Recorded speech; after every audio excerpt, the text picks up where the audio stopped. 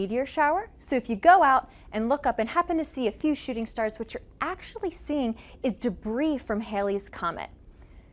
In the mid-1700s, there was an astronomer named Charles Messier, and he studied comets, but sometimes when he'd go out and look up, he'd catch these fuzzy images. And so he decided to categorize them and make a list so that he would never be distracted by them ever again. Thus began the Messier catalog. Hubble just today released its own album full of Messier objects taken by the Space Telescope, and we're going to talk about them here today with you. Make sure to send in your questions and we'll answer them at the end of the show, but I'm going to introduce you to some very special guests. So today we're joined by Michelle Fowler and Kevin Hartnett. Thank you both for being here today. Hey, yes, great to be here. All right, we're going to jump right on into it. Who is Charles Messier and why is his catalog so cool? Well, Aaron, you just said Charles Messier was an astronomer who was active in the late 1700s, and he was really interested in finding comets. He actually found many of them over the course of his career, but there were some fuzzy little blobs in the sky that looked like comets, but he could tell that they really weren't comets because they didn't move with respect to the stars. Right. Comets appear and disappear, and they actually move with respect to the background stars, but these little fuzzy blobs stayed right where they were. So he made a catalog of basically things to avoid that weren't comets. And the thing that is a wonderful irony is what he actually had discovered were some of the most dramatic and beautiful objects in the entire universe. Right. He discovered things like dead stars, or stars being born, or what we now know are very distant galaxies. So in fact, Messier found some of the most fascinating things in the sky. Yep. What's very interesting is the first object that we'll talk about, the Crab Nebula. He was looking actually for the return of Halley's Comet himself, which was predicted to show up in the constellation of Taurus in that period. And so he was scanning to find Halley's Comet and came across this object we're going to talk about. So the catalog is just numbered basically in the order that Messier discovered these things. And so we're going to start with M1. And just like Kevin said, M1 is something called the Crab Nebula. So we actually have a depiction here of where the Crab Nebula is in the sky and a little bit about what it looks like. So you can see it's actually here in the constellation Taurus. It's going to be honing in on that. And as this begins to pan in, look, there's a fuzzy little thing there. And that's what he saw, and that's what he thought might be a comet. But as we pan into it even more, you see that there's wonderful dramatic structure. And what this turns out to be is an exploded star. It's what we call a supernova remnant. So there was a star long ago that exploded, and it actually spread its material over hundreds and hundreds of light years. And in the middle, there's the dead core of a star called a neutron star. Neutron stars are amazing. They have the density of Mount Everest pushed into every teaspoonful of material. And they actually rotate hundreds of times a second. And I remember that you actually knew what year the star exploded. Yes, so historians have figured out that this is associated with the Chinese sighting of a guest star, they called it, that was visible, so bright it could be seen during the daytime, and that was 1054. So we're very sure when this star actually exploded. Now, Kevin is an amazing amateur astronomer. He actually takes pictures of these objects with his own telescope. So should we go to some of the images that you've taken yourself? Sure, why not? In this case, I don't have one of M1. We'll see others, but I wanted to show you both this chart and where M1 can be found. Do you see the constellation of Taurus here? This little cluster of stars called the Hyades is V-shaped, and it marks the horns of the bull of Taurus. He's up and to the right of Orion, very easily spotted in the winter sky. And you take the lower horn and look at it with a telescope, and you're sure to find M1 if you just sweep around the field of view with that star in it, because it's very close to that star named Zeta Tauri.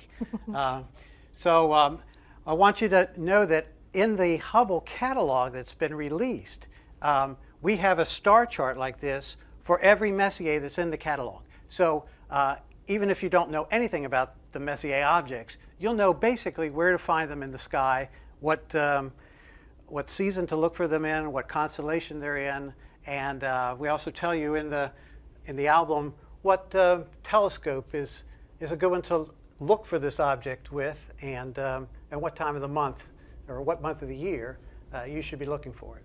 So keeping with the theme of dead stars, there's another one of my Messier objects that's one of my favorites. It's called the Ring Nebula. And so we talked about M1 being the first one. This is all the way at M57.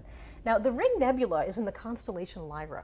And this is actually a different sort of dead star. The first one we saw exploded violently in a supernova. This star is basically gently unraveling itself into space.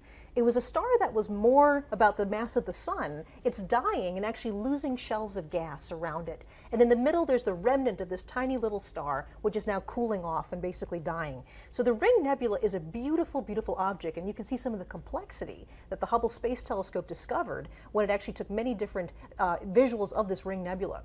So the thing that I really love about the Ring Nebula is it's not very easy to see in a telescope. You have to use a special technique to see it. So tell us a bit about your observations of the Ring Nebula and how you see an object like this. Okay, sure, be happy to. It's one of my favorites. It's a great summer favorite for amateur astronomers. It's high in the sky, and it's fairly easy to locate in the constellation of Lyra. But as Michelle said, it's small and a little bit hard to find.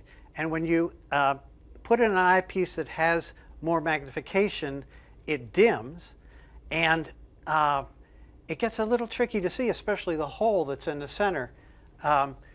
What you have to do, and this is a trick that we amateurs use, is look to the side of the object, because the edge of your eye is more sensitive to light than the center is, oddly enough. You have rods and cones in your eye, and the rods are along the edge. So at night, your peripheral vision is better than your center vision. And you can see things that move. So as a trick, we get the object in the telescope and then look to the side of the object and wiggle the telescope a little bit, and you can actually see it better when you do that. Especially the hole in the middle. It looks like a big smoke ring in the sky when you use those tricks.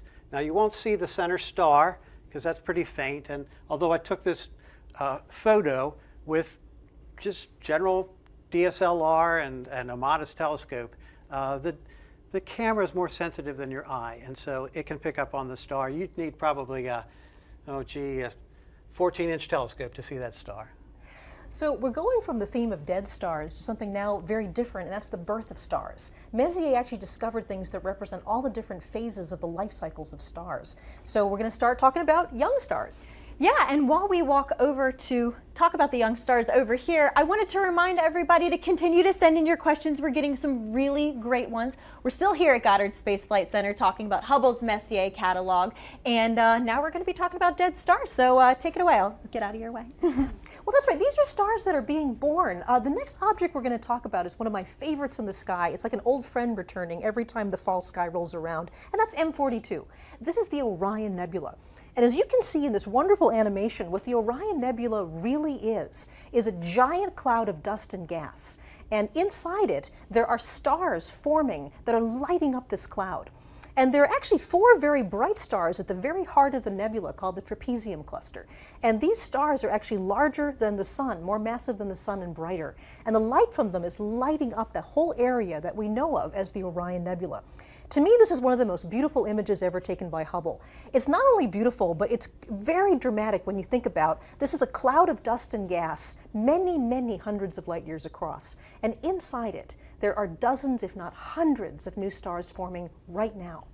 So this is a beautiful object, and I have to say that the image you took of this is spectacular. I mean, you are an amazing astrophotographer. Let's take a look at what you got with this one. Well, it is one of my better efforts, but they're all work, and I want to really communicate that taking pictures is another aspect of astronomy that's enjoyable, has its technical challenges, but I've spent most of my life observing these things with binoculars or a telescope, and it's as much fun. It's probably more fun than trying to take pictures of them, which is just hard. So here you see an image of Orion Nebula, and I want to point out the contrast between this one and this one. It took Hubble about 500 different pointings, mosaics, stitched together to form this image. Because Hubble zooms in, it has such high magnification, it zooms into a smaller part of the object. This could all fit in the field of view of my telescope. When you're looking at this object just with a telescope and not worried about taking pictures, you want to look for it beneath the 3 stars that form Orion's belt, the sheath for his sword, if you will. Right in that area, from a dark spot, you can see a faint cloud. And put a telescope on it, and you can see there, right there is an image of where M42 is. Again, this is on our website, so you can find these for all the Messier objects there. But you put a telescope on it, and you can see this trapezium, 4 little stars in a trapezoid shape, and enjoy the dark and light and bands of this nebula. It's truly spectacular. Messier actually found a number of examples of young stars. In the case of the Orion Nebula, the stars are still forming in this cloud of dust and gas. But then there are other stars that are a little farther along that have actually moved out of the clouds they were born in.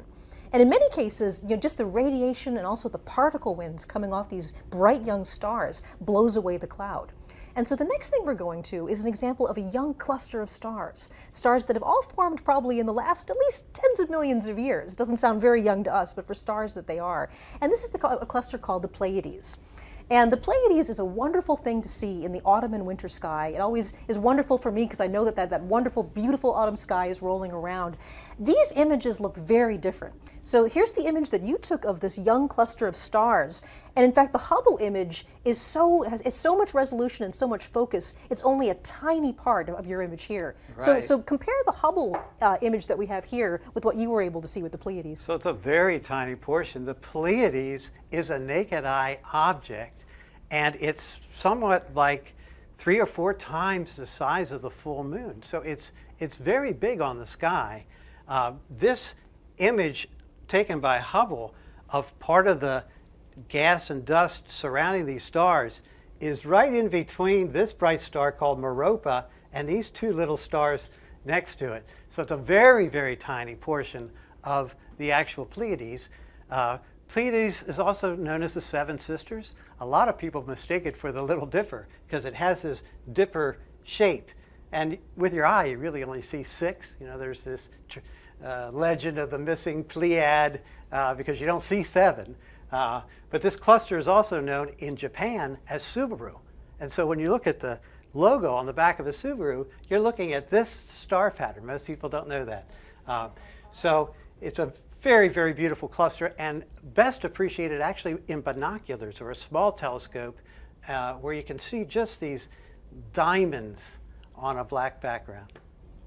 So we're talking about families of stars, and the type of cluster that the Pleiades is something called an open cluster. And these are stars that form relatively close to each other in one of these big clouds. But the sun was probably in a cluster like this billions of years ago. But over that time, we've been around the galaxy so many times that just the gravitational interaction between the stars has peeled off all the other members of our star cluster. We don't really know where in the sky our brother and sister stars are.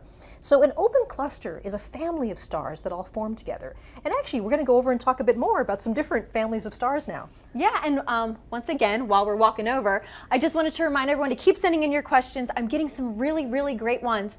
And we're here at Goddard Space Flight Center talking about Hubble's Messier catalog. So continue sending in your questions, and I'll let you guys talk about clusters. Thanks, Aaron. So here's another example of an open cluster. This is M11, which is also called the Wild Duck Cluster. And as I said before, open clusters are stars that formed together relatively recently in the last millions or tens of millions of years and are slowly peeling apart over time. So this is another one that you have a very different image. Hubble is taking sort of a picture here of the heart of this cluster, and then you have a picture of the larger cluster so people can see that. Right. Neither one of them look much like a wild duck, do they? But if you had a small telescope or a pair of binoculars and looked at this object, which is in the summer sky in the Milky Way, you will see a V-shaped grouping of stars. The brighter stars are V-shaped and reminded the early observers of a flight of ducks or geese that are characteristically, flying in a V.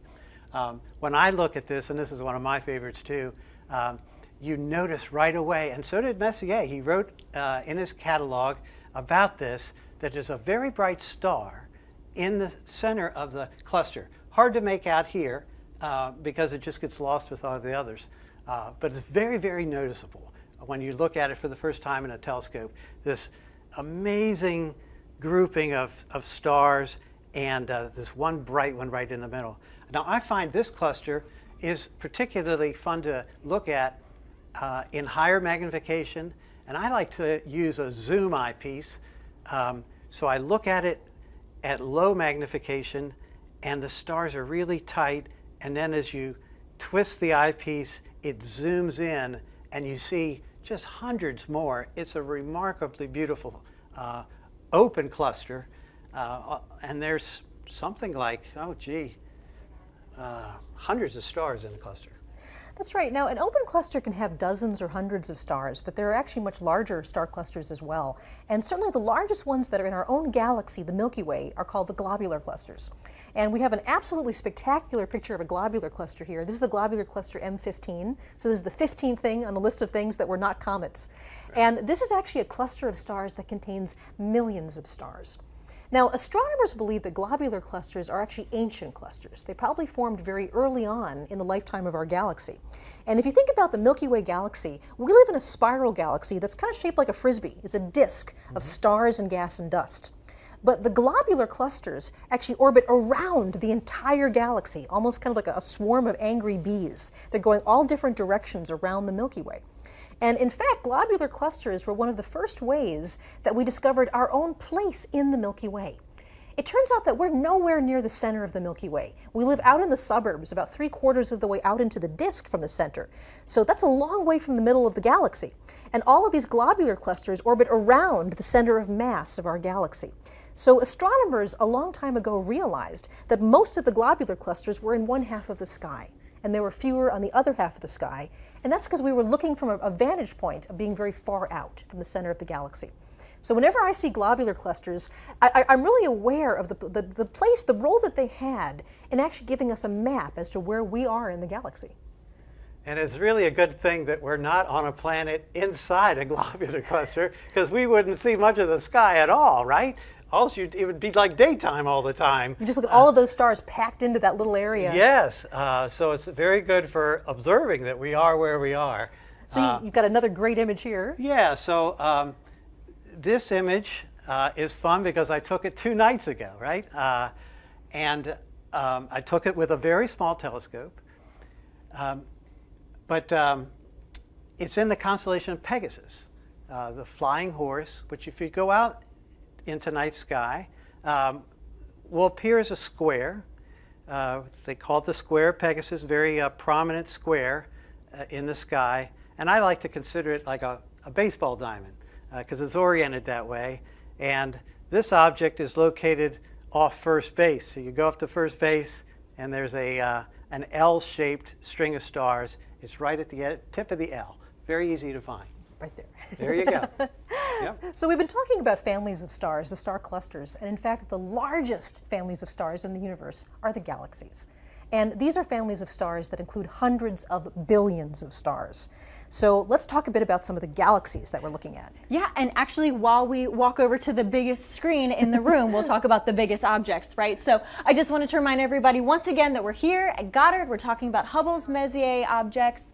And please continue to send in your questions. We've got a ton of good ones, and I'll let you talk about galaxies now. Sounds good, yes. Right, so we're going to end with looking at some of these beautiful spiral galaxies. And the first one we're looking at is something called the Whirlpool Galaxy, which is known as M51.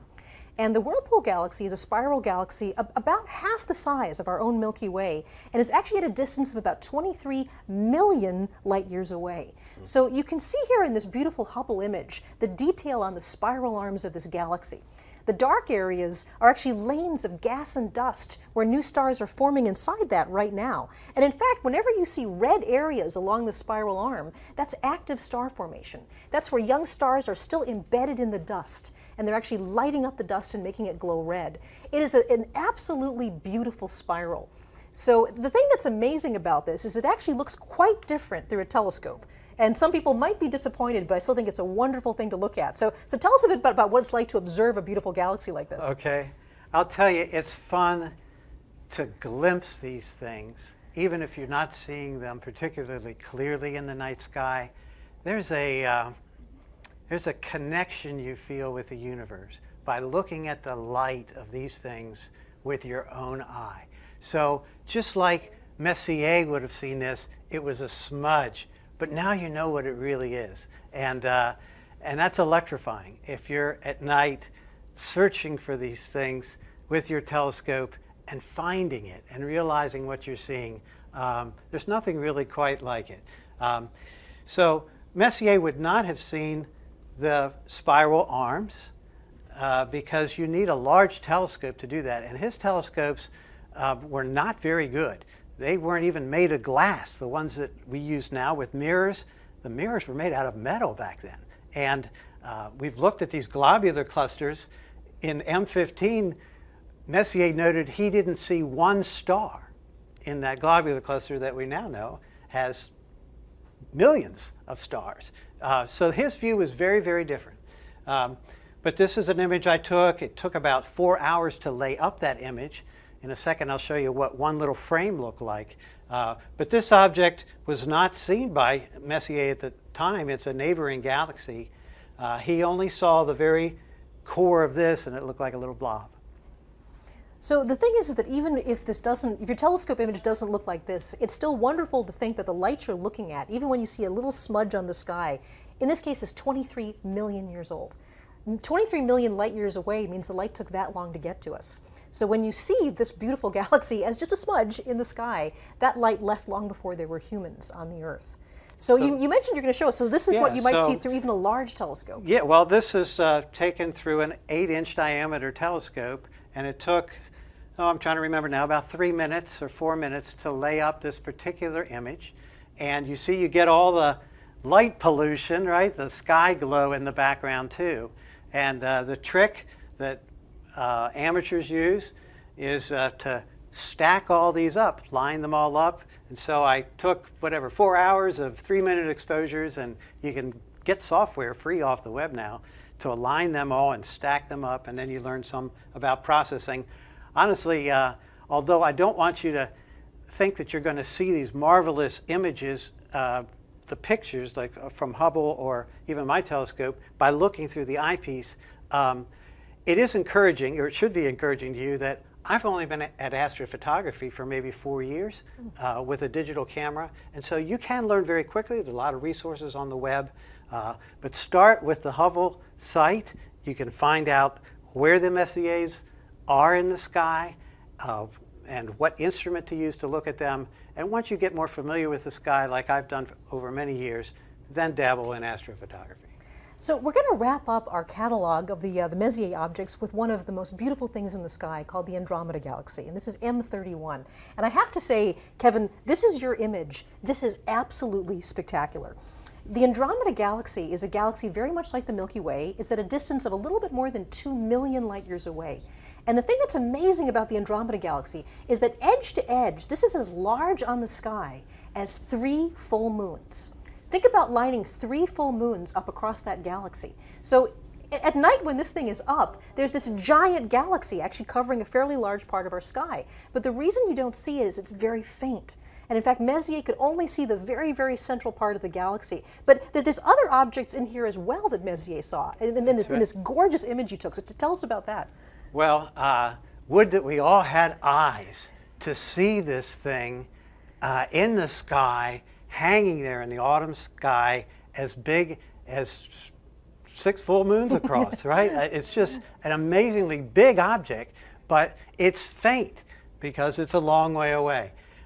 So when you look at this in a telescope or with binoculars, in fact, you can see this object with the naked eye from a dark place. You're really only seeing the very bright core. But that's what you'll see in a scope or binoculars. Very fun to see. I remember dragging my whole family out when I was maybe 15, and it was in the winter. And I said, now that I found it, you have to see it. So it was like 20 degrees outside. Drag all my sisters out to see this thing because it's a classic. It's very spectacular. This object, Messier also found, probably within the same night that he looked at M31. This is called M32. Again, very easy to see because it's so close to M31. And it looks like a slightly out of focus star. A little harder to see is this one down here, a companion galaxy, now known as M110. And You have to use that little trick I mentioned earlier, looking to the side of M110 to see it more clearly. I like to take people out and show them Andromeda through the telescope, because it's very easy to see this, a little harder to see this, and they have to really work to see M110. So it's a great learning experience. So going to the Hubble image of Andromeda, this is something that's kind of mind-blowing. Hubble is so powerful, it can actually see the individual stars in this galaxy 2 million light years away. Now, this galaxy contains hundreds of billions of stars. And when you look at this image, there's kind of a graininess to the image, and that's real. These are all individual stars that Hubble can pick out. Now, the amazing thing is it took Hubble over 400 different pointings to stitch together this giant mosaic of Andromeda. And in fact, Hubble only had the time to image about 1/3 of the galaxy. So think about that. More than 400 Hubble images all put together in a mosaic to cover just about 1/3 of the Andromeda galaxy. So it's an amazing thing to see, and an incredible Messier object. So hopefully in talking about these wonderful objects you can see in the sky, things like dead stars, stars being born, galaxies, star clusters, you might want to go out and actually look at them yourself. And this is where Kevin is the expert. He's going to talk to you a bit about what you can do to actually go out and make your own Messier catalog. So you've brought some telescopes here. Let's go over here and take a look at this. So I should probably start here. Because from a dark sky, you can see most of the Messier objects with a good pair of binoculars. From the Washington, D.C. area, maybe a quarter of them. But if you're out in a dark spot, you can see many of these. So get yourself a star chart like this and find them, or use the star charts that are on the Hubble site, and you'll know where to look. It's good to use a set of binoculars at night that's one like this. This is a 10 by 50. 10 is the magnification. 50 is the size in millimeters of the glass up front. Most of us have 7 by 35s at home, and they're great for terrestrial viewing, looking at things in the yard or whatever. But you want a little more power, and you want to gather more light because the stars are faint. So you want this lens to be as big as you can hold steady. That's the other caveat, right? So if you get too heavy a binocular, you can't hold it steady and you won't get a very good view. So just two other representative scopes. You might be fascinated to know that the beautiful picture of Andromeda that I took and the one of the Pleiades was taken with a scope almost exactly this size. It wasn't this particular one, but I had it mounted on the back of a larger scope and a more expensive mount that was tracking the stars, because again, had to lay out these time exposures. But you can enjoy the Pleiades and the Orion Nebula and M31 all as beautiful objects in a scope this size. Our website says for each individual object, it's best seen or can be seen with a large, medium, or small telescope. This is what we mean by small, up to 3 or 4 inches. Medium would be more in the class of a 6 to say 10-inch diameter telescope. The size of the lens, again, is the size of the, it's what's collecting the light. So think of it as your eyeball. Imagine your eyeball being 8 inches wide. You collect a lot more light. And then larger scopes, which didn't have room on set to bring in here, can be 10, 12, 16. Some amateurs have 20-inch telescopes, great big things. But they get obviously difficult to move around. Each has their own price range and pros and cons. Read up on a website that describes telescopes before buying one. And really, I recommend learning your constellations, finding the Messier objects with a binocular, and then stepping up as your interest continues. Here's a zoom eyepiece that I was mentioning before. So you just twist it and it magnifies, so you don't have to keep reaching for different eyepieces. If you do want to do that, there's many different types, and it just makes it easier. I find it easier to just zoom in. Interestingly, Charles Messier, he looked through about every telescope he could get his hands on, and they weren't very good. And they didn't have eyepieces. The eyepieces they had weren't replaceable, I should say. They were a fixed magnification. So Interesting difference. before we go on to some questions from the audience, actually, the question I have for you is how many Messier objects have you personally seen? Oh boy.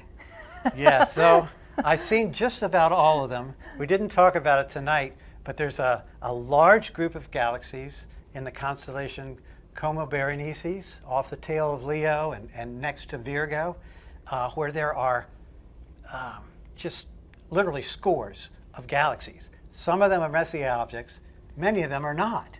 They didn't make his list. So I've looked at that cluster, and when you look through the field of view, you might see 2 or 3 Messier objects, but 2 or 3 that are almost as bright that he missed somehow. And so I've seen them all. I haven't cataloged them all, but I'm starting to do that afresh now. It's kind of a bucket list thing for me. If you write down the day and time and scope that you use and some details about the sky, and send that log to the Astronomical League, you can get a certificate, which is really cool. Say you've seen all the Messier objects. So I'm now logging them all. I've probably seen them all, but I didn't log them all.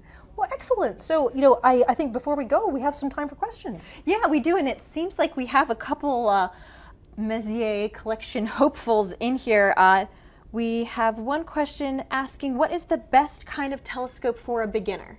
While we're over here, we might as well start with the telescope questions, yeah? Yeah, so the best answer I've heard to that question is one that you will use, okay? So it can't be too heavy, it can't be too complicated, it can't be too expensive, right, if you're just a beginner, because you want to get your feet wet, right?